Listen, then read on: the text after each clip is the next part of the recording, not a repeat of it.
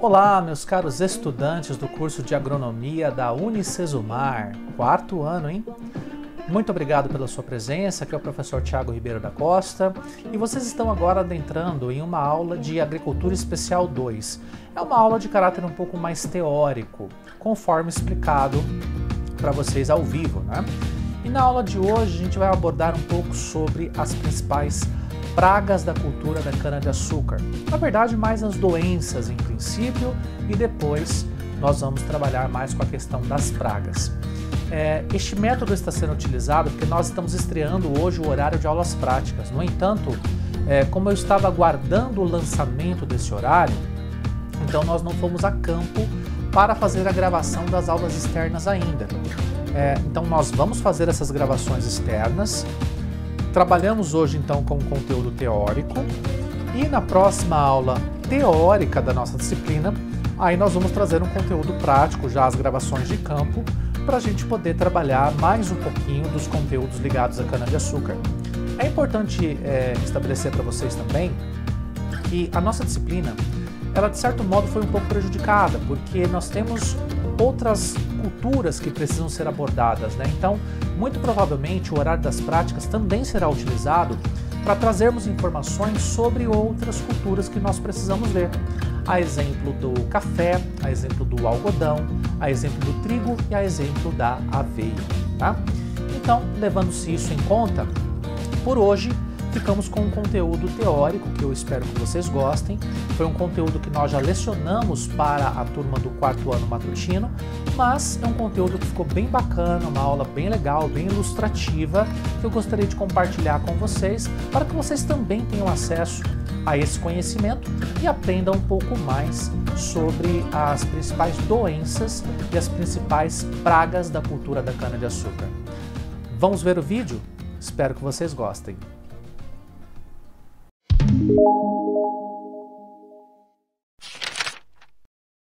Então agora vamos falar em definitivo das nossas pragas, das nossas doenças, tá bom? Vamos lá. Pessoal, aqui em termos de...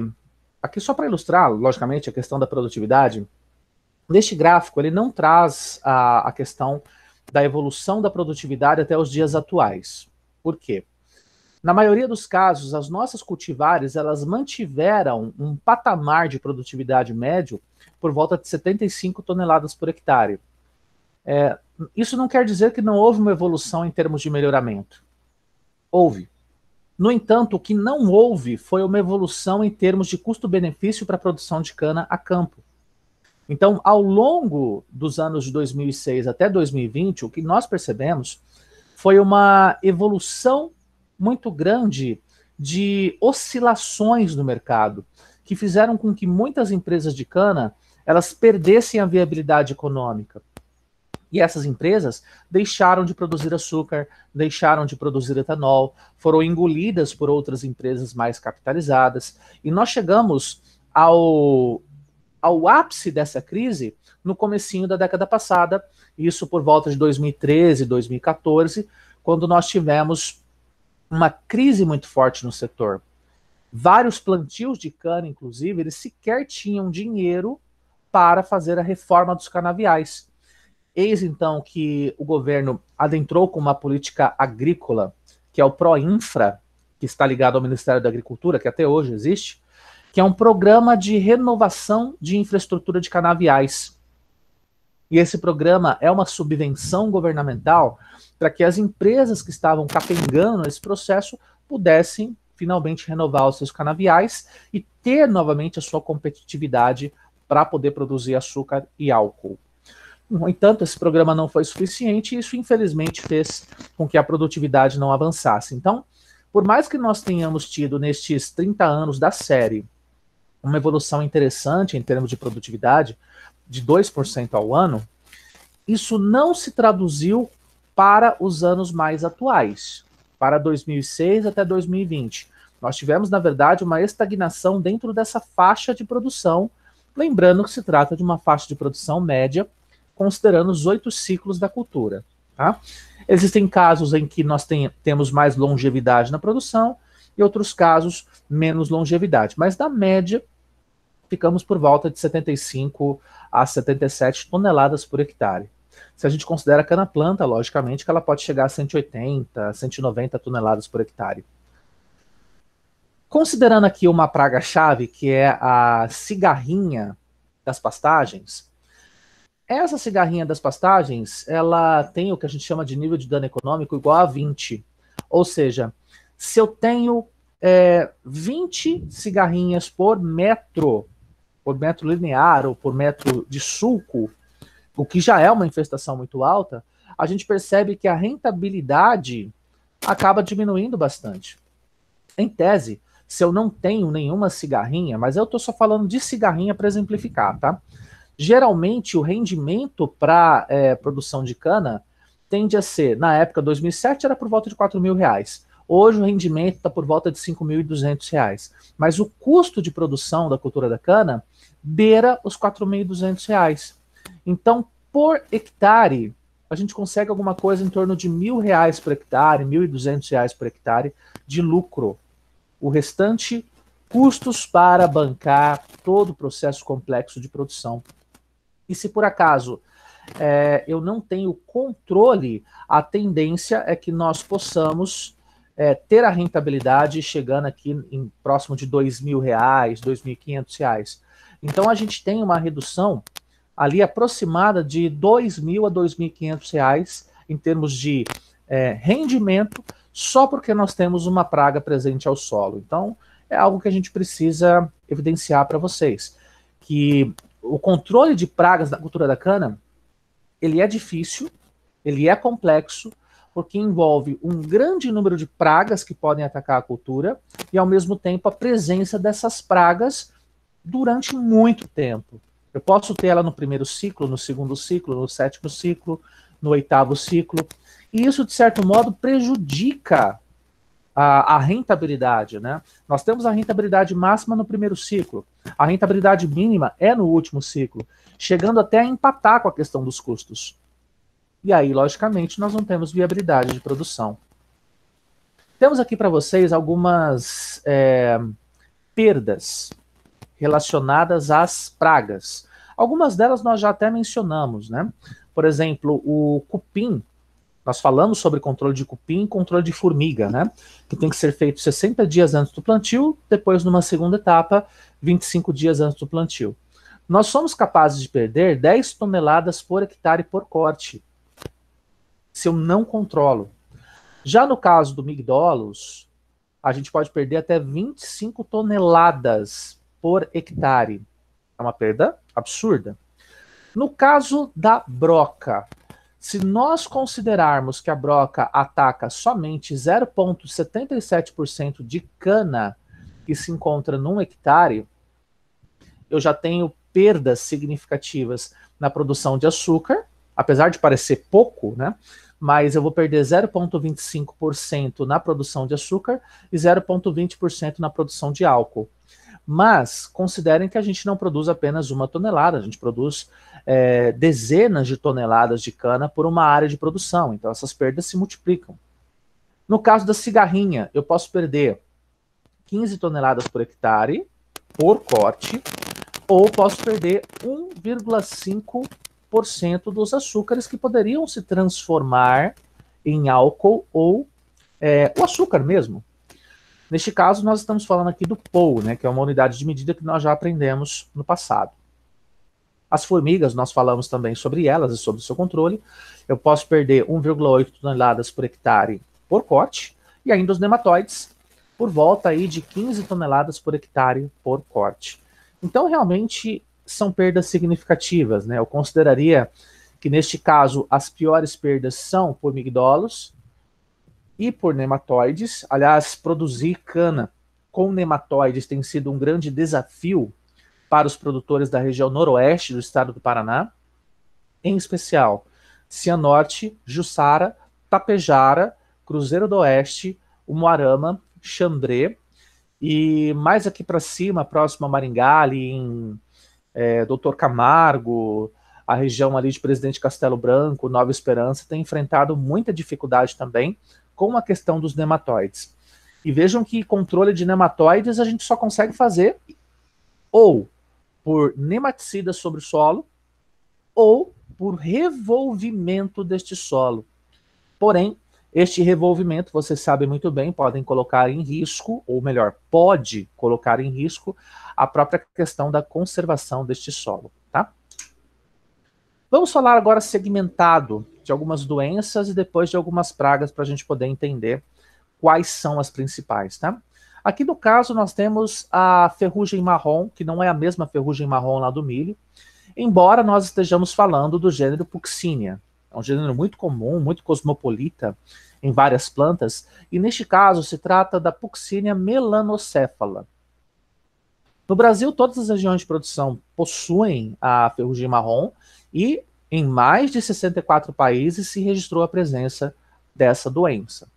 Nós temos perdas de aproximadamente 50%, se nós considerarmos as variedades mais suscetíveis. No caso de sinais e sintomas, nós temos apenas algumas pontuações que são pequenas, mas de caráter clorótico, que tendem a ser alongadas e amareladas dos dois lados da folha, abaxial e adaxial. E as manchas, elas não são muito longas, não. Tendem a ter de 2 a 10 centímetros de comprimento na fase mais avançada da doença e de 1 a 3 centímetros de largura. Nas fases mais recentes, que nós tivemos uma contaminação recente, elas tendem a ter somente 3 centímetros, 4 centímetros de comprimento, o que pode passar despercebido por um pragueiro, né, por um profissional responsável pela avaliação da sanidade vegetal. Ainda a ferrugem marrom, ela pode ter um maior tamanho, além das fases mais avançadas, logicamente, onde essa mancha pode se tornar avermelhada ou pode se tornar ainda vermelho parda. Ela vai ganhar uma tonalidade mais para a necrose da folha, mas isso quando a folha já está morrendo mesmo. No estádio ativo da ferrugem, nós temos as manchas amarelas, como nós falamos, eu vou mostrar para vocês daqui a pouquinho.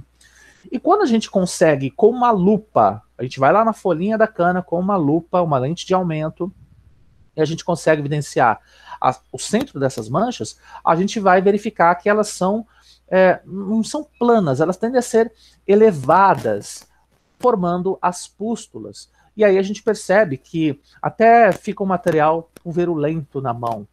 A disseminação dessa ferrugem é muito mais pelo vento. Então, fácil, se eu tenho uma planta com ferrugem, as outras plantas tendem a ter também, tá?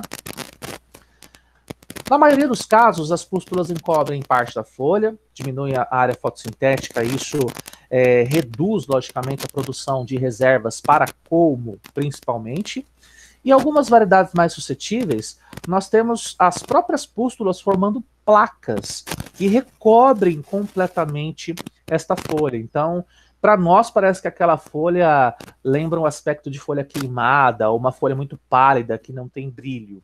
Tá? Lembra um pouquinho também a fumagina, uma casquinha bem fina de pústulas que recobrem a folha como um todo e impedem a fotossíntese de acontecer. Geralmente os sintomas eles são mais evidentes nas primeiras etapas, bem menos perceptíveis ao final, porque quando nós estamos no final, a própria folha em si da cana-de-açúcar, ela já está senescente por natureza, tanto no terço médio quanto no terço inferior ou proximal.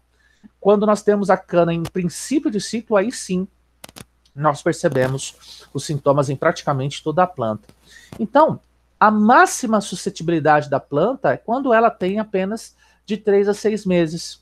E quando ela está mais velha, se por acaso ela contém a doença e ela, digamos, é uma variedade com pouca suscetibilidade a essa doença, por mais que eu tenha as pústulas sobre as folhas, ela resiste e quando ela avança para as fases posteriores, ela consegue melhorar, consegue aumentar a sua produção, de modo a tentar recuperar aquilo que ela não ganhou nas fases anteriores. Mas não posso dizer para vocês que essa recuperação ela será plena. É muito pelo contrário, a gente não vai conseguir produzir as 75 toneladas médias que nós queríamos produzir. De repente, vai haver uma produção de 10%, 8%, que é a média ali da nossa a nossa produção com Fucínia, tá? Os fungicidas foliares, sinceramente, eles não são viáveis economicamente falando. Aí vocês podem se perguntar, mas poxa, professor, então quer dizer que para uma doença fúngica como essa, você não recomenda trabalhar com fungicida? Sinceramente, não. Pela dificuldade de aplicação. Pois vejam, se eu estiver falando de uma planta logicamente menor, com 3 meses, com 3 meses, você se lembra muito bem, ela já está com um perfilhamento bem avançado. Não está cobrindo completamente a área, mas o perfilhamento já está bem avançado. Ali ainda vale, porque se eu entrar com um pulverizador autopropelido, ou mesmo que seja de barra, eu consigo ter um molhamento, consigo ter um espalhamento do fungicida mais adequado. Mas nas plantas que estão lá por volta dos 6 meses, a planta já está alta. E mesmo um pulverizador autopropelido, que tem barras maiores, ele não consegue passar tão bem por cima dessas folhas. Ele vai até promover um efeito de arrasto no topo destas plantas, promovendo na sequência até o tombamento. Então a gente não recomenda tanto porque o custo-benefício dessa estratégia não é tão adequado. Eu não consigo cobrir adequadamente as folhas, então pode ser que eu tenha uma folha coberta, folha descoberta. E aí nós vamos selecionar indivíduos resistentes, né? E fora que também os fungicidas são muito caros para esse tipo de prática. É interessante, então, a gente trabalhar com variedades que sejam resistentes, né?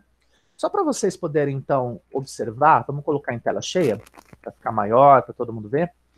Quando a gente tem a ferrugem na folha, aqui no item A, né, na foto A, a gente percebe já uma mancha alongada, que também a gente percebe uma mancha ligada com a outra, que é o efeito de coadunação das manchas, né?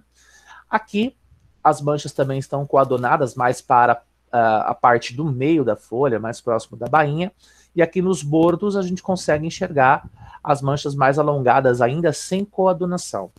Elas têm, geralmente, de 3 centímetros, 2 centímetros, mais ou menos em termos de largura, e sempre com esse halo vermelho centralizado. Se a gente tem uma lupa, a gente consegue enxergar essas erupções nos tecidos da folha. E claro, com microscopia, a gente percebe aqui o nosso uredinósporo, né? Que é um poro ou germinativo, ele que vai promover a contaminação das demais plantas, logicamente que via vento, né? O agente transmissor, neste caso, é o vento. Quando a gente faz a avaliação de doenças na cultura da cana-de-açúcar, principalmente em termos de ferrugem, mas a gente pode adotar essa mesma metodologia para outras doenças fúngicas, né? Não sei se vocês se lembram, no milho, eu demonstrei para vocês uma escala de doenças, uma escala de coloração da planta com relação a doenças. E nós temos notas que vão de 1 a 9. Aqui a ideia é muito parecida. Se eu tenho uma planta que não tem mancha nenhuma no campo, a nota dela vai ser 1. E tenho 0% de infestação. Se a gente migra para os estágios superiores, a gente percebe que há um aumento gradativo da presença das manchas nas folhas, até chegarmos a 50% ou mais da área dessa folha ocupada pelas manchas. Aí é nota 9. Neste caso, não se trata exatamente de um limiar para que eu possa entrar com controle químico ou não. Depende. Se a planta for mais jovem, for mais nova, vale a pena. Se for mais velha, aí já não vale a pena. Ah, mas o que eu vou fazer então? O correto é a eliminação daquela planta. A gente então vai ter que ir para campo, contratar cortadores manuais, verificar quais são as plantas que estão com essas notas mais elevadas, de 5 para cima, e aí sim proceder o corte. Tá? Isso se não for uma planta mais velha, logicamente. Se for uma planta mais velha e ela estiver aqui entre 4 e 5, não há problema, porque ela vai continuar a sua vida produzindo, até reduzindo essas manchas ao longo do tempo, porque quando ela chega no 6º mês e avança até o 9º mês, ela ainda tem muita capacidade de produção de folha, principalmente no ápice, que é onde nós temos a maior qualidade em termos fotossintéticos. Então não vamos ter tantos problemas assim em termos de ter as manchas mesmo com a planta um pouco mais velha. Só se ela for mais nova, aí realmente gera uma perda significativa, tá?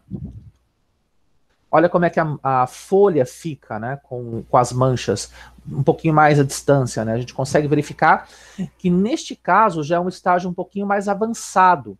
A gente percebe que as manchas, elas de fato ficam com a sua coloração marrom. Em princípio, a coloração era amarelada e a tendência é que essas manchas se unam entre si, se coadunem justamente para necrosar o tecido e promover a futura senescência desta folha, a morte desta folha.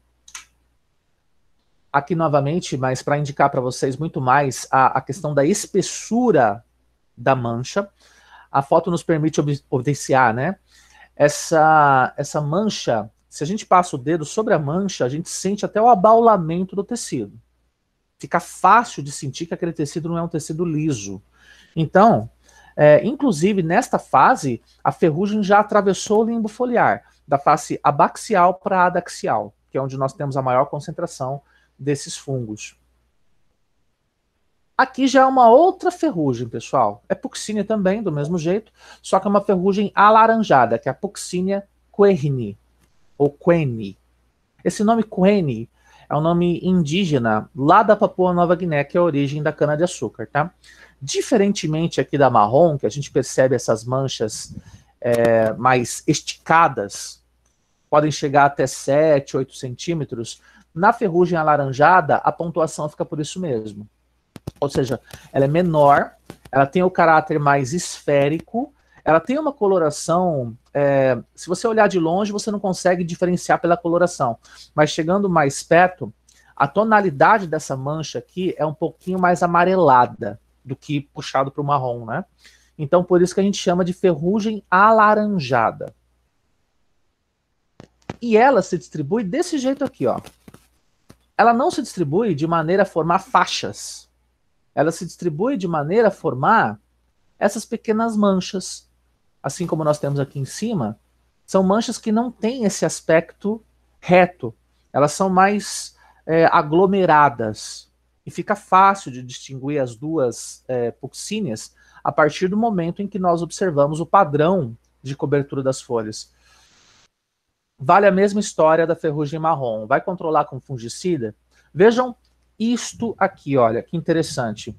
Isso aqui é uma foto que foi tirada na base da planta. Aqui nós estamos vendo a bainha inserindo-se ao colmo. E aqui é como se eu tivesse colocado a câmera bem no chão, filmando de baixo para cima. Aqui é uma fase relativamente jovem da planta. Ela deve ter aí por volta de uns 30 dias, 35 dias no máximo. Aqui ainda vale fazer o controle com fungicida. Mas vejam que mesmo nessa etapa, fica difícil um pulverizador passar e recobrir todas as folhas com a cauda. Teoricamente, eu teria que fazer uma aplicação dirigida, só que aí vai ficando cada vez mais caro. Percebem? Então não é recomendável se trabalhar com fungicidas, mesmo que seja com controle direcionado, porque o controle é muito caro, o custo-benefício é muito complicado. A alaranjada fica desse jeito, ó. Você observa mais pertinho. Isso aqui não é ferrugem alaranjada, tá? É inseto. A gente percebe que a mancha, ela não tem aquele padrão que eu disse para vocês, que é mais alongado. E uma outra questão que é interessante, essa ferrugem é menos agressiva que a ferrugem marrom. Então, ela fica só como uma espécie de pulverulência sobre o limbo foliar, sobre a face abaxial ou adaxial, onde ela conseguir se fixar. Só que ela não chega a atravessar o limbo como a ferrugem marrom, que é bem mais agressiva. Mancha parda, outra doença, Cercospora longips. Cercosporiose, lembra da cercosporiose do milho? Aqui é muito parecido, muito parecido. O sintoma típico são as manchas marrom avermelhadas a marrom amareladas, superfície superior e inferior de folhas adultas. Então, até aí, se a gente observa só isso, a gente pensa, puxa, então é igual a ferrugem, né? É igual a ferrugem alaranjada, igual a ferrugem marrom. Não. Vejam que as manchas, elas possuem um halo clorótico ao seu redor. bem semelhante à cercosporiose do milho mesmo. Então, além dessa questão de termos as manchas marrom centralizadas, nós temos no entorno da mancha uma coloração amarelada. E aí a gente consegue evidenciar que se trata da cercosporiose, né? Em termos de área de ação sobre a folha ou sobre a planta como um todo, a gente não percebe que essa doença avança drasticamente, até porque a maioria das cultivares hoje são cultivares resistentes. Dá para trabalhar com fungicida? É a mesma ideia, eu diria, da ferrugem. Depende muito da fase da planta em que nós temos essa doença. Se for uma fase mais precoce, dá para você arriscar. Na verdade, o que vai dizer se é viável economicamente ou não é a produtividade final que você quer alcançar e que a tua cultivar tem potencial e que o teu manejo permitiu alcançar, ou pelo menos planeja alcançar. Porque quando a gente fala sobre média de produção, tá lá 75 toneladas por hectare, isso pode render pouco para o produtor. Mas de repente eu estou numa área que tem um solo melhor e eu tenho recurso para investir na minha propriedade, faço um manejo bem adequado, de repente a minha produtividade média salta para 110 toneladas por hectare. Aí vale a pena, porque engloba-se o custo da aplicação do fungicida. Na verdade, é um grande depende. Na maioria dos casos, pela média de produtividade, eu diria que o controle com fungicidas pode não parecer algo tão adequado. Em termos de manchas, então, se a gente olha só desse jeito, parece um pouco a questão da ferrugem marrom, né? Que nós acabamos de ver. Só que ela tem caracteristicamente este halo clorótico. Não em todas as manchas, não é tão perceptível assim, mas se você olhar mais de pertinho, a gente tem um certo amarelecimento ao redor dessas manchas de aspecto marrom alaranjado, né? E elas não atravessam o limbo foliar também, tá? Elas ficam muito mais superficializadas. Elas até tentam, são agressivas a esse ponto, mas não chegam a atravessar o limbo foliar como a ferrugem. Aqui nós temos uma análise que precisa ser feita para vocês, tá? Um ponto que é interessante. Esses dois colmos de cana, eles são muito semelhantes, concordam? Eu tenho este colmo aqui, embora ele tenha um diâmetro um pouco menor, mas por dentro dele nós temos uma mancha que tem a coloração, de certa maneira, avermelhada. Aqui é a mesma coisa. Eu tenho o colmo que tem uma coloração avermelhada, ou pelo menos uma coloração mais púrpura, né, mais rosácea. Vejam que se a pessoa vai a campo e não tem um conhecimento sobre o padrão das manchas, ele vai acreditar que se trata de uma doença. Só que podemos ter o efeito de um raio. Ué, mas como que eu sei que se trata do efeito do raio? Vejam só. Quando é raio, a tendência é que haja uma centralização muito evidente da mancha. Ela não tem um espalhamento lateralizado como nós temos aqui no caule, onde nós temos a podridão vermelha. A podridão vermelha pode ser provocada por um complexo de fungos. E ela não ocorre pelo simples fato do fungo estar presente no campo. Não podemos dizer que se trata de uma doença de colmo propriamente dita, porque é uma doença oportunista. Ela só vai adentrar ao colmo a partir do momento em que eu tenho algum tipo de abertura que permita a entrada desse fungo. É uma situação óbvia. Levando-se isso em consideração, quando eu tenho, por exemplo, a Diatreia saccharalis, que é a broca do colmo, ou nós temos a Telquin ricus, que é a nossa broca gigante, ou quando nós temos até a Sphenophoros, que é a broca da raiz, eu crio essas aberturas. E aí, claro que a ferrugem, promovida neste caso por fusariose, ela entra no caule. E uma questão que é muito interessante é que a gente percebe que aqui, ó, neste ponto, temos uma galeria.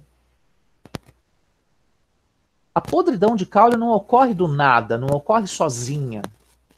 Tem que ter uma abertura. E um outro sinal que nos diz, opa, pera lá, isso aqui é podridão vermelha, é o fato da região nodal tá bem dilacerada, tá totalmente úmida, podemos dizer. Enquanto que aqui não, a gente percebe que a zona nodal está íntegra. Então é interessante colocar essa imagem para vocês poderem notar que existem cenas, que existem situações as quais nós podemos dizer, puxa, é uma doença, então vamos considerar isso no nosso relatório de doenças para colocar para o engenheiro agrônomo, que é o chefe da área, que é o gestor da área, para que ele estabeleça um controle adequado. Não, pode não ser, pode ser uma questão de um raio tão somente, e nós somos levados a acreditar que é uma doença. Apenas, logicamente, uma curiosidade para vocês. Tá? Escaldadura das folhas. É uma bactéria agora, tá? Xanthomonas. Assim como nós temos xanthomonas no milho também. Aliás, pessoal, aqui eu estou fazendo a todo tempo. Olha, lembra da doença do milho? Lembra como ela atacava o milho? Lembra do milho? Isso reforça o fato de que milho e cana-de-açúcar compartilham muitas doenças e compartilham muitas pragas. A doença que ataca a cana geralmente ataca o milho. A doença que ataca o milho geralmente ataca a cana. A praga que ataca o milho vem para a cana, a praga da cana vem para o milho. Isso justifica o fato de cana-de-açúcar e milho serem culturas chamadas de antagônicas. Tá? Não é antagônica pelo fato de uma impedir o crescimento da outra. Se as duas estiverem no mesmo campo, cada uma vai crescer do seu jeito e vamos em frente. Elas são antagônicas no sentido delas compartilharem muitas pragas. Então, se eu trabalhar com um sistema de rotação de culturas, onde eu coloco o milho primeiro e a cana depois, ou a cana primeiro e o milho depois, tenham a certeza que a cultura que vier depois receberá todas as pragas da cultura antecessora e terá a sua produtividade praticamente dizimada. O controle que nós precisaremos fazer sobre essa cultura sucessora vai ter que ser muito mais rígido, vai ter que ser muito mais oneroso. Então, é uma situação complicada, uma situação difícil, a qual nós devemos nos atentar. Levando-se isso em conta, então, eu estou justificando por que eu estou falando sobre milho e cana praticamente o tempo todo aqui no nosso debate. Tá? Por se tratar de uma doença bacteriana, a escaldadura das folhas, ou Xanthomonas albilinians, o próprio nome dela é bem interessante, né? Não sei se vocês percebem esse albilinians como alguma coisa diferente. Quem que poderia me dar uma pista do que significa esse albilinians?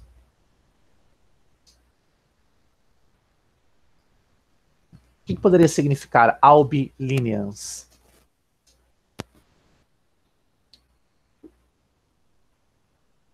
Olhando para as folhas mesmo. Pode ser que para vocês esteja pequenininho, né? Mas esse albilinians tem um significado.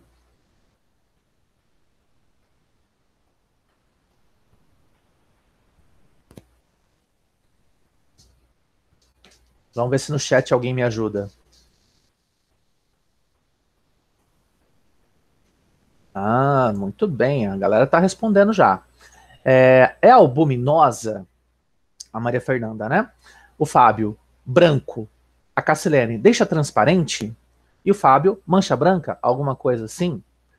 Sim, vocês têm razão.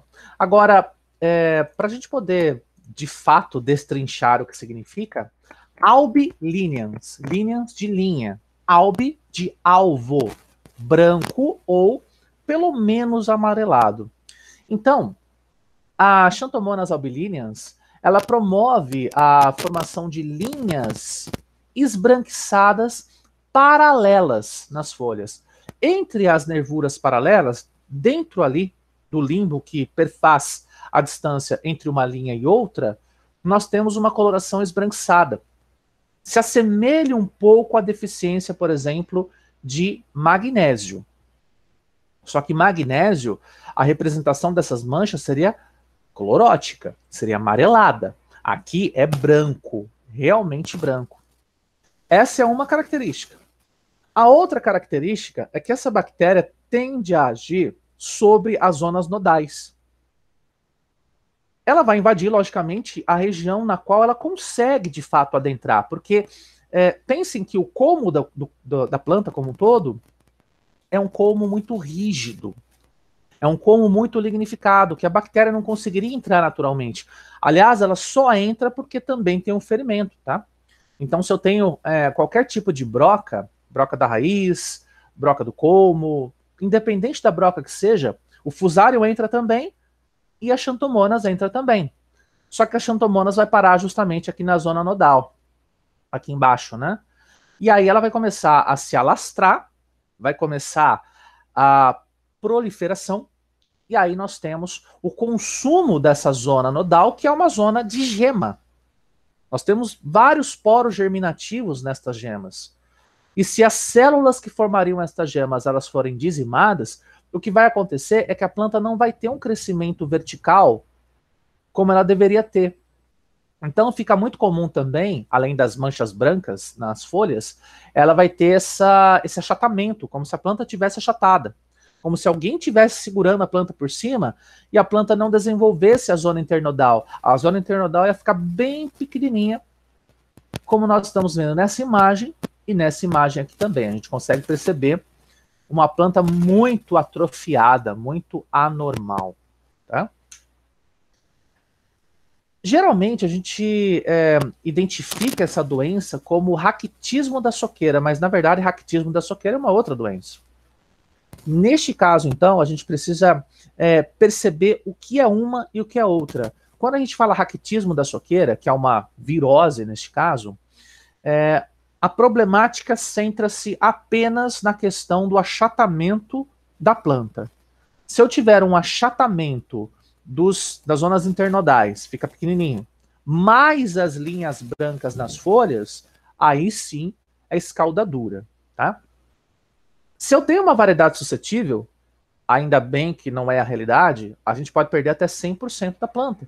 Afinal, se a planta não é capaz de produzir o seu principal tecido de reserva, vai se fazer o quê? Nem para gado ela serve.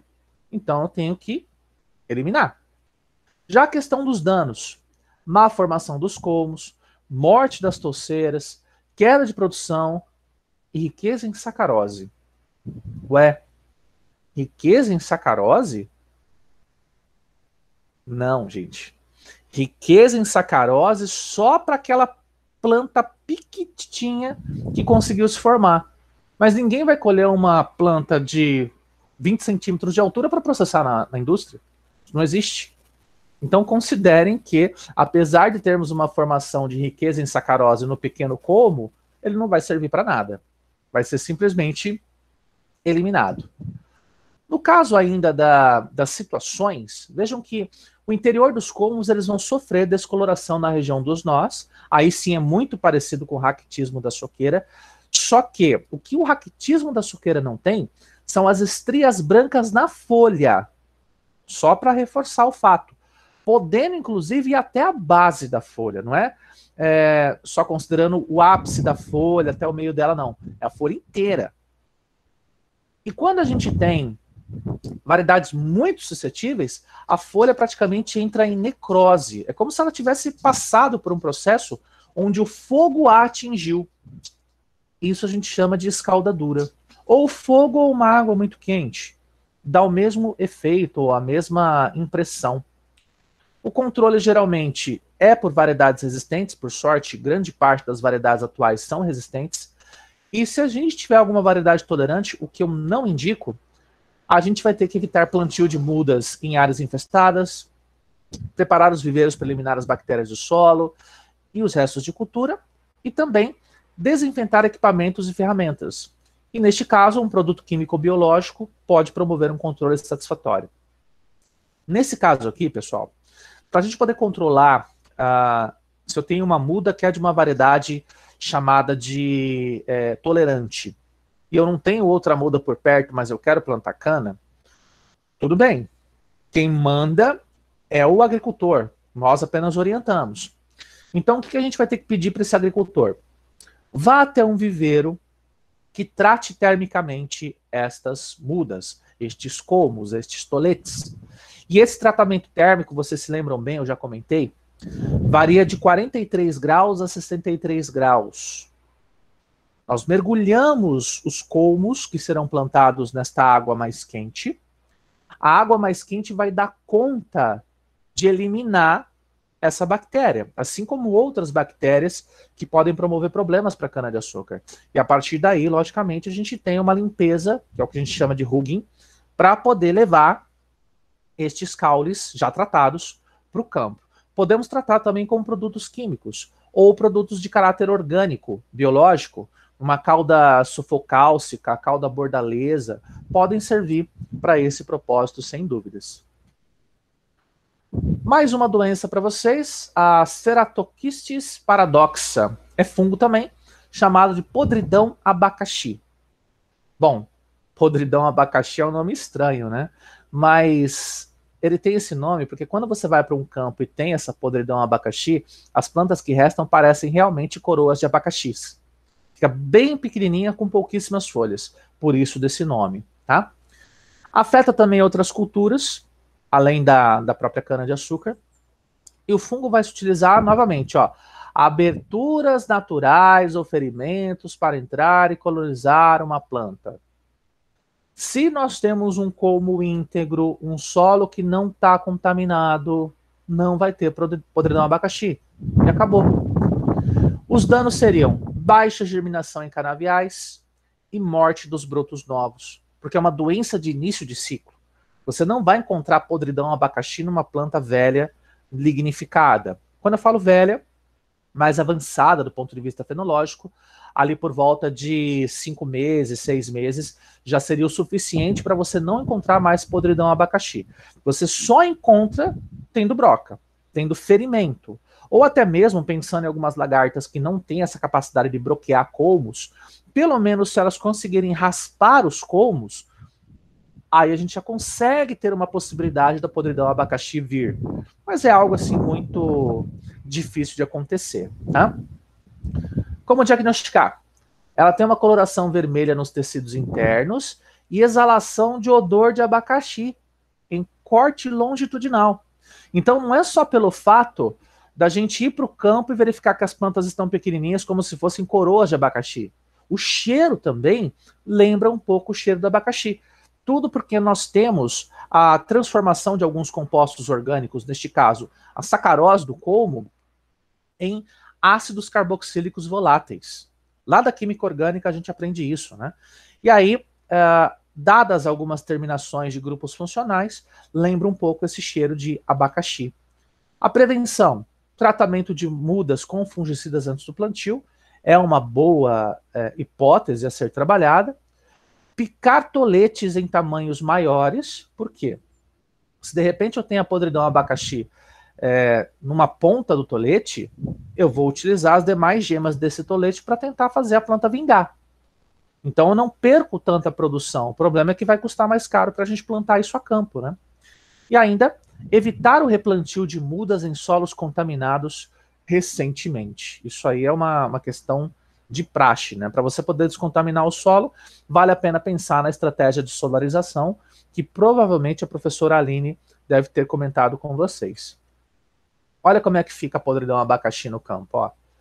Realmente parecem plantas, são na verdade muito pequenas, que lembram um pouco o abacaxi e a sua coroa.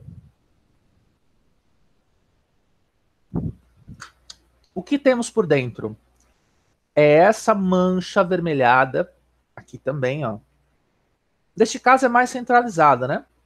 A gente percebe que poderia até ser a questão de um raio que pegou um colmo. Poderia. Mas qual que é o destaque? No raio, se vocês se lembram bem, só mostrando aqui rapidinho, o raio ele tende a ser mais aberto no começo e depois fica bem afilado. Quando é uma podridão, abacaxi,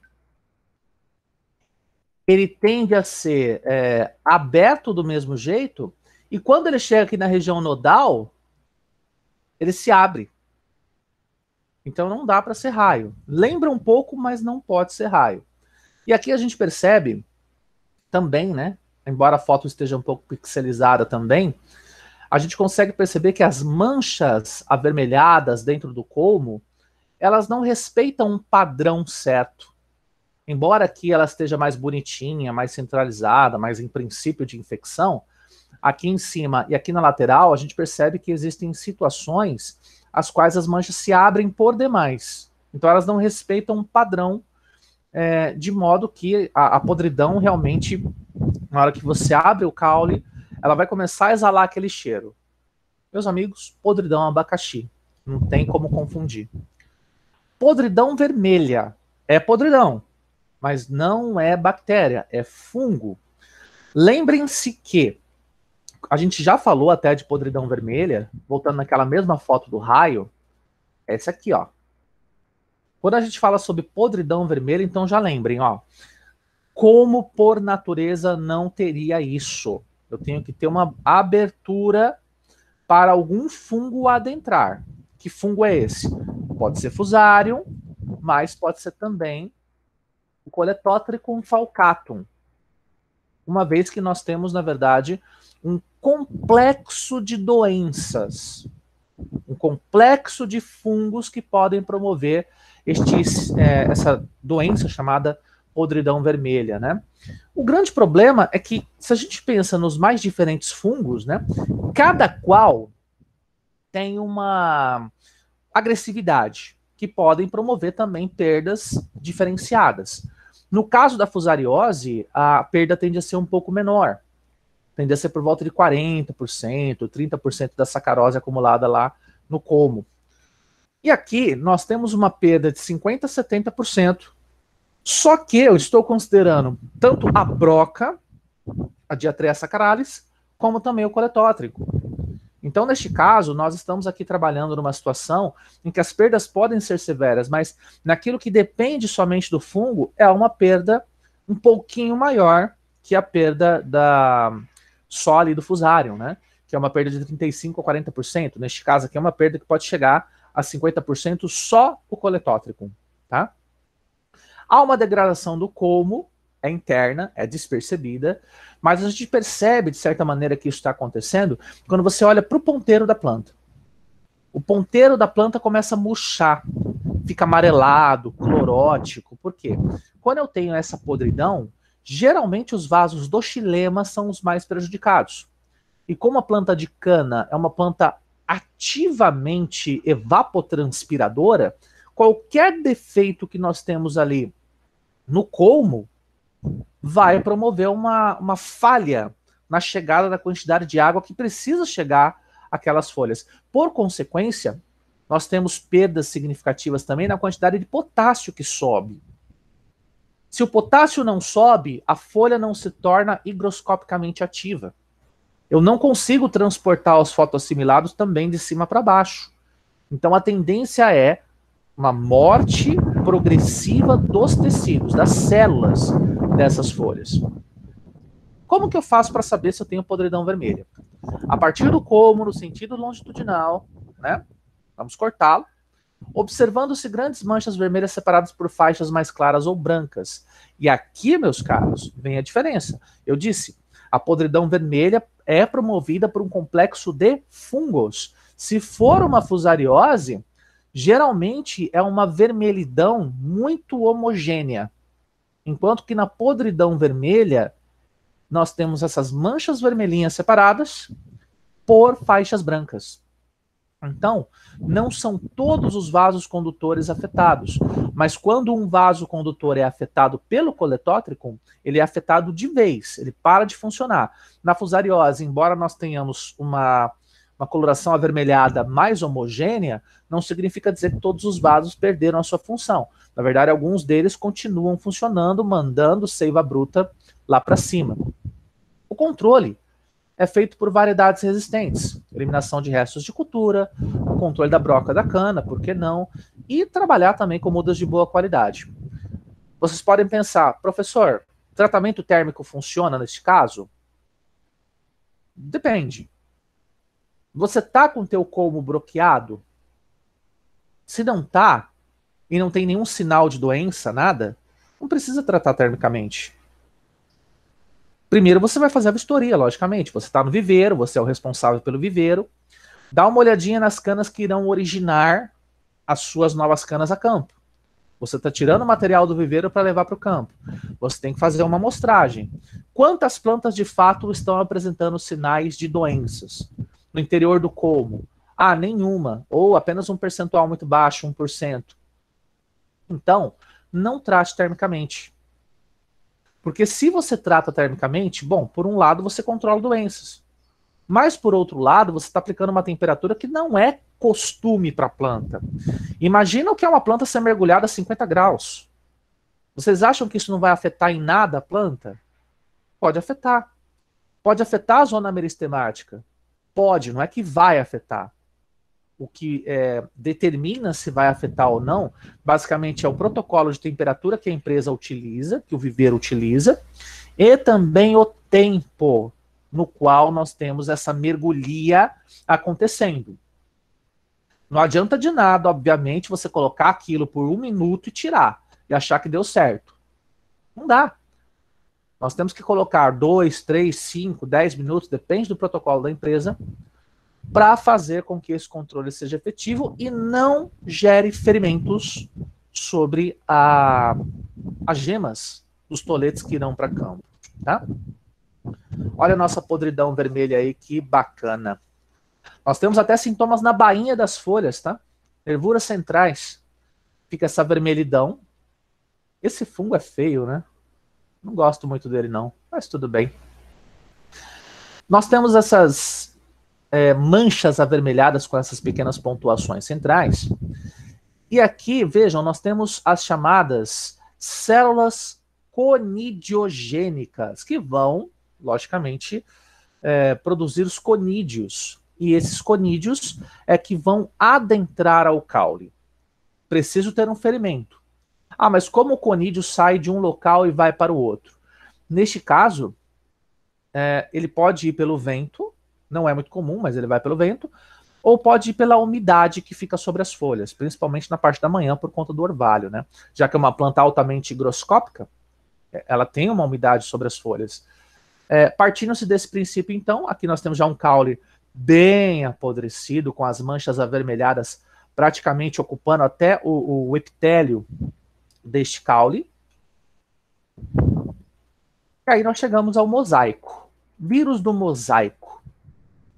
Bom, vírus, todos sabem, precisam de um vetor. Tá? A gente já fala que vetor é esse. Antes de falar de vetor, deixa eu ver se tem alguma dúvida no chat. Está tudo ok? Está tudo ok, legal. Vamos continuar mais um pouquinho. Vírus do mosaico. Bom, no caso do vírus do mosaico, ele é uma doença, podemos dizer, que é mais recente no Brasil. Embora seja do início do século XX, se a gente pensar que no Brasil a gente teve cana-de-açúcar desde o século XVI, então, de fato, é recente. São registrados as contaminações em cultivares que são mais resistentes. No entanto, acreditem que hoje nós temos variedades que são resistentes por métodos de hibridação. Nós temos variedades resistentes. Só que, ao mesmo tempo que nós temos variedades resistentes, nós estamos lidando com o vírus. O vírus tem capacidade mutagênica grande. E neste caso, nós temos aqui 14 linhagens diferentes. A a N são linhagens de fungos. E o mais comum é a linhagem B. Embora nós tenhamos 14 linhagens, a que mais está presente no nosso território é a linhagem B. Quais são os sintomas? Folhas com áreas com intensidades contrastantes de verde cloróticas, mais evidentes na base e nas lâminas foliares. Forma-se, então, um mosaico. É uma alternância de manchas amareladas com manchas esverdeadas. Em graus mais avançados, a tendência é que, pelo fato de nós não termos mais a clorofila atuando ativamente ali como pigmento, sobram-se as xantofilas e aí depois as pigmentações avermelhadas, as antocianinas. E aí, esse seria, na verdade, o último estágio daquela folha na tentativa de tentar sobreviver, na tentativa pleonasmo, né? Na tentativa de tentar sobreviver. Não, na tentativa de sobreviver, tá? Porque toda a folha possui 3 categorias, todas as plantas, né? Possuem 3 categorias de pigmentos: clorofilas, xantofilas e antocianinas. As clorofilas verdes, as xantofilas amareladas e avermelhadas, mas numa tonalidade mais clara, e as antocianinas são mais arroxeadas, um vermelho mais escuro. Quando a gente tem as antocianinas em ação, e elas são de fato produzidas, é porque elas estão ali para tentar evitar a oxidação das células dos tecidos, porque o tecido está sendo atacado de alguma maneira. Neste caso, nós percebemos o ataque do vírus. Então, se nós temos uma vermelhidão naquele tecido, significa dizer que esse tecido está mais para a sua morte do que para a sua vida. E levando-se isso em consideração, não vamos ter uma solução imediata. Aliás, para quaisquer plantas que tenham vírus a campo, o destino dela é eliminação. Não adianta querer conduzir achando que você vai ter um antibiótico que vai eliminar o vírus. Não. Você só vai conseguir conduzir uma planta com vírus a campo se a planta for resistente. Ela pode ser fonte de vírus para outras plantas, mas se todas as cultivares que você trabalha são resistentes, aí tá tudo bem.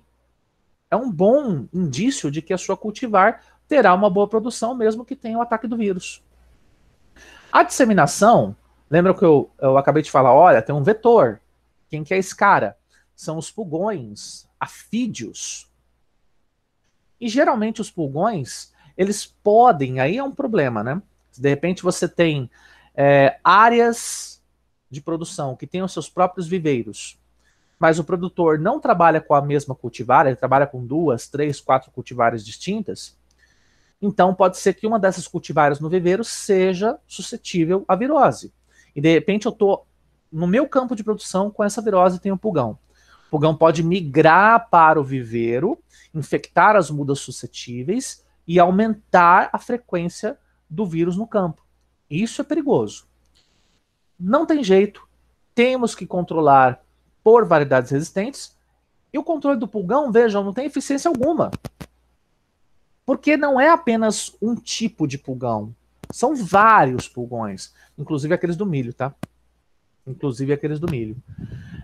Quando nós temos um nível de infecção que é baixo, então a gente percebe que são poucas plantas que apresentam a sintomatologia, a gente retira essas plantas do campo, fazendo o processo de Hugging, que é um processo que você já conhece, né? Que a gente já tem falado há muito tempo. Olha como é que é o mosaico. Nessa folha aqui, embora esteja ligeiramente desfocada, a gente percebe que a coloração da folha não é uma coloração homogênea. Parece que a planta está pontilhada. Vários pontinhos amarelos, pontos verdes. Na verdade, não são bem pontos. Poderíamos dizer que se tratam de pequenos retângulos. Acho que a descrição seria mais adequada, né? São pequenos retângulos verde escuro, com outros pequenos retângulos mais amarelados, com outros não tão amarelados, formando realmente um mosaico, né? E aqui do lado, nós percebemos que este mosaico ele evolui para uma vermelhidão do tecido. Nesta folha aqui, a gente ainda pode dizer que resta uma chance de produção, né? Mas pelo fato de se tratar de uma virose, eu não posso esperar produzir muita coisa a partir dessa planta, porque eu sei que a virose só vai aumentando, só vai contaminando a planta cada vez mais. Então, a situação, neste caso, se for só esta planta e outras poucas a campo, o que a gente vai fazer, então, é retirar essa planta pelo processo de Hugging. Aqui nós temos mais plantas com mosaico. Vejam que quando a gente enxerga essas plantas de longe, elas não estão com aquele aspecto esverdeado, aquele verde escuro, bonito da cana-de-açúcar. Não, a gente percebe que a planta como um todo está um tanto amarelada, está esquisita. Principalmente próximo aqui da nervura. E quando você chega perto, aí você percebe isso aqui, ó. A nervura praticamente branca, com uma invasão até das antocianinas sobre a nervura, promovendo aí a perda significativa da área fotossintética. E aqui, pessoal, uma curiosidade, ao fundo, nós estamos vendo a inflorescência da cana-de-açúcar. Algo indesejado no Brasil, por conta da formação do dreno. Este dreno vai retirar a sacarose que foi duramente acumulada no colmo, fazendo com que a planta tenha isoporização do ápice dessa folha. Isso é um grande problema, da folha e do colmo como um todo, né? Chegamos aqui a algumas pragas. Broca gigante da cana, Telquim licus ou Telquim licus licus. Até que a mariposa é bonitinha, né? Tá aí com uma coloração mais acinzentada, uma faixa branca bem característica que é o centro. Tranquilo. E aqui até a gente percebe que a cana foi queimada, né? Lá no fundo também a gente tem uma coloração mais acinzentada, que nos explica que houve uma queima de cana ali. A broca está ali presente. Qual que é a diferença da Teuquim licus licus para a Diatreia sacaralis? É a questão de onde ela fica. E do tamanho, logicamente, né? Esta broca, ela pode chegar a algo em torno aí de uns 10 centímetros. 10, 9 centímetros, por aí. Um pouco menos, evidentemente, dependendo do tamanho da área que ela tem disponível para broquear. Mas o mais interessante é que quando eu falo, olha, temos uma broca da raiz e brocas do colmo. A broca gigante é a broca de colmo. Só que ela não fica exatamente no colmo em si, né, no caule, no centro do caule, como a broca da cana comum, né, que é a Diatreia sacaralis. Ela fica muito mais na brotação. Então ela também é conhecida como broca do broto. Quando há o corte da cana, ela aparece mais. Porque esse tecido da base aqui ele está aberto. Óbvio, a máquina foi lá e cortou. Ou o ser humano foi lá e entalhou. Está aberto. Então a broca vai lá, a mariposa, logicamente, essa queridíssima aqui que vocês estão vendo, faz a sua oviposição e a partir daí as brocas adentram as brotações e vão consumindo toda a parte interna dessas brotações, podendo reduzir a longevidade da cultura. Se você espera produzir 8 ciclos, com essa broca aqui você não chega nem a 3. Complicado, né? Quando você percebe o ataque dessa broca, um dos sinais mais evidentes é o que a gente chamaria de coração morto. Por quê? Quando ela está aqui consumindo esta parte aqui da brotação, de certo ela está consumindo um perfilho. Aquilo que formaria um novo caule no futuro. E esse novo caule broqueado, vejam que ele fica todo esbranquiçado, assim como suas folhas. O restante aqui, ó, tá verde até, tá bacana. Mas este aqui não tá legal, não. Amarelou. Não estamos tendo conectividade entre a solução de solo, a água do solo e o restante desse caule. Então aí nós não temos mais condições de manter esse caule vivo. Finalmente nós estabelecemos aqui o coração morto, né? Olha como é que fica um coração morto de uma planta que foi atacada pela broca. Tá? Fica bem claro, bem evidente. Achou esse sinal a campo, é broca gigante, tá? Teuquim licus licus. Na soqueira fica esse buraco, né? Essa coisa horrorosa. E ela tá aqui dentro, ó. Ela fica por aqui e esse caule, logicamente, não vai produzir nada. Olha as lagartinhas no rizoma. Ela é grande, tá? Ela é mais gordinha. Se você pegar uma broca da cana na mão e pegar uma dessa na mão, fica evidente. Essa aqui, ela chega a ter 4 vezes o tamanho da broca normal, da Diatreia sacaralis. E ela fica ali, consumindo as raízes, consumindo as brotações. As lagartinhas aqui, ó, tá vendo? Tá bem aqui no broto da planta. E aqui nós temos um coração morto. A brotação com coração morto. Neste caso, então, só para vocês entenderem como que ela ataca o rizoma nada mais é do que a raiz, podemos assim dizer. Não é exatamente uma raiz de absorção, mas é uma raiz secundária. Ela também absorve, mas não é a principal, né? Que fica abaixo da projeção do solo, enquanto que o estolho ou stolon fica por cima. Não é algo muito comum na cana-de-açúcar, mas a gente consegue perceber em alguns casos, tá? Então, esta broca ataca o rizoma.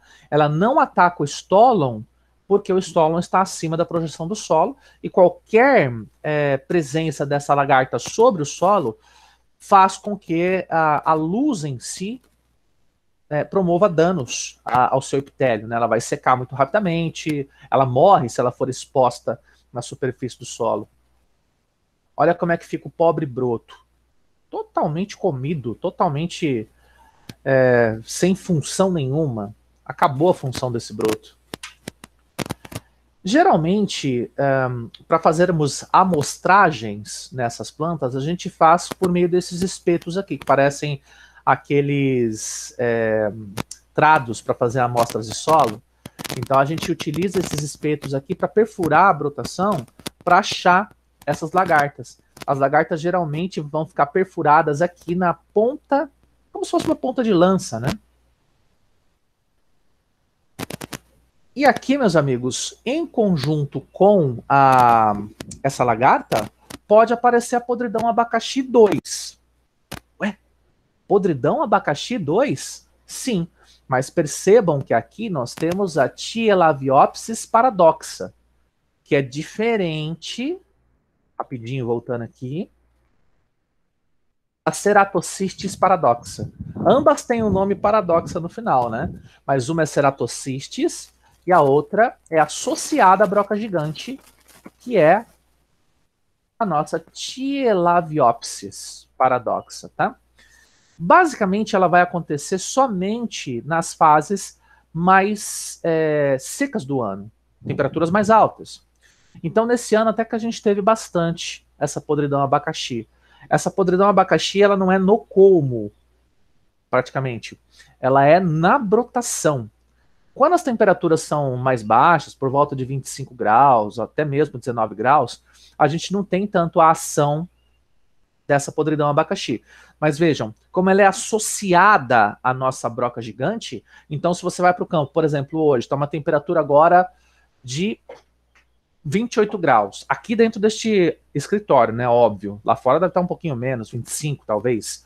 Já é uma condição interessante, com essa secura toda, 37, 35% de umidade relativa, para nós termos a podridão abacaxi na brotação.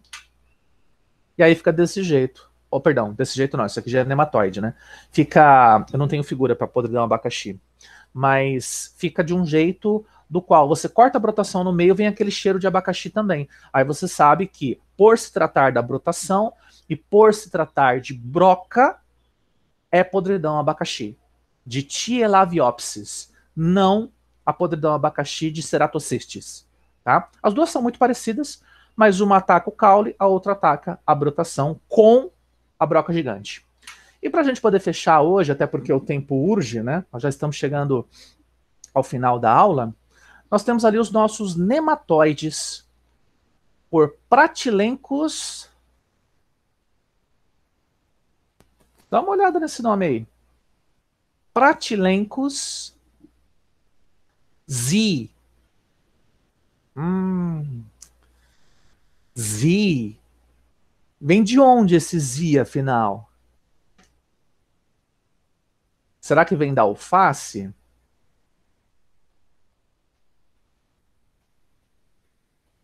Z a mais, exatamente. Do Zé a mais. O nosso querido milho. Ô, milho, você é uma coisa, hein? Junto com a cana, meu Deus do céu, só dá problema. Pois é. É isso que nós temos aqui. Pratylencos Z e Pratylencos brachiurus. Que deve vir, vocês sabem de onde, né? Braquiária. Então isso quer dizer que sistemas que têm produção de milho ou milho consorciado com braquiária, depois cana, tem esse carinha aqui, esses nematóides, que a gente vai perceber basicamente por essas manchas escurecidas em raízes e rizomas. Nos estólons não, tá? Raízes e rizomas. Fazer o quê, né? São plantas antagônicas. Olha o Pratylencos Z aí. Vamos só colocar em tela cheia para vocês verem os detalhes. Aí a gente para aqui no Pratylencos, tá? Ele tem essa característica de ser bastante afilado, né? E ele vai atacar principalmente os pelos radiculares. Só que na medida em que ele entra aqui nos pelos radiculares, a tendência é que ele vá parar no meio do tecido. Desse jeito aqui que vocês estão vendo, ó. Entre as células. Mais ou menos como se fosse um bicho de pé, bicho geográfico para nós, né? E fica ali, se alimentando. Ele vai consumir as células, vai consumir os tecidos, formando necroses de raiz. E vejam, para uma planta que depende das suas raízes para ela viver por 8 ciclos, ter nematóides dessa categoria nos solos não é muito legal. Aqui nós temos um nematicida tratado com, aliás, um nematicida, uma área, né? Tratado com Furadan. Furadan é um nematicida utilizado para esta situação, né? Com tratamento, claro, nós não temos nenhum tipo de problema, a planta cresce e vai à frente, né?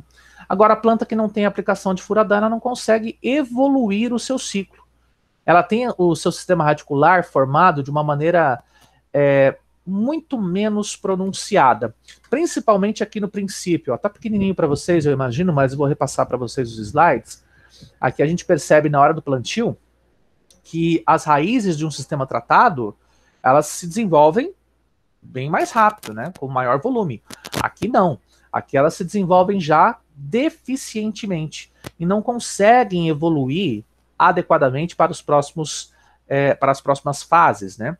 Então aqui fica muito claro que o tratamento com nematicidas é o mais interessante, tá? Aqui são outras pragas, mas a gente deixa para falar para vocês lá na nossa próxima aula. Todas elas são consideradas como cigarrinhas de pastagens, tá?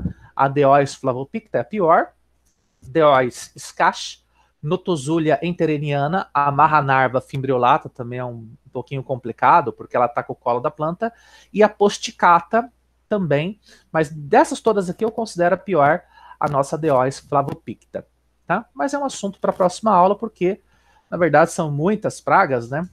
E o tempo infelizmente não é suficiente para tratar de todas.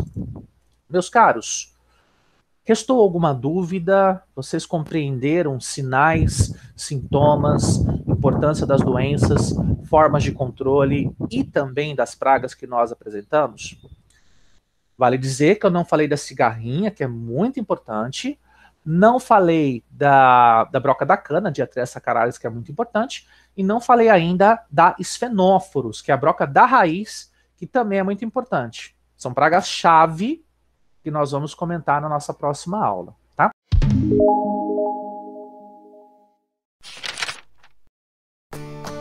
Olá mais uma vez, meu caro estudante do 4º ano noturno do curso de Agronomia da Unicesumar.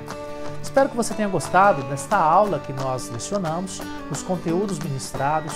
Espero que você tenha compreendido as principais características das doenças relacionadas à cana-de-açúcar. E vocês viram que mais pro finzinho da aula nós apresentamos as principais pragas, né? Mas ainda não apresentamos todas. Nós daremos continuidade a essa apresentação na próxima oportunidade, apresentando inclusive conteúdos ligados a Sphenophoros e a broca da cana, que são as principais pragas na atualidade. E também já vamos falar um pouco de colheita para procedermos à finalização da nossa cultura da cana-de-açúcar, uma das mais importantes culturas no cenário produtivo brasileiro. Forte abraço para você, bom descanso, obrigado por sua companhia e aguardo você na nossa próxima aula de Agricultura Especial 2. Tchau, tchau!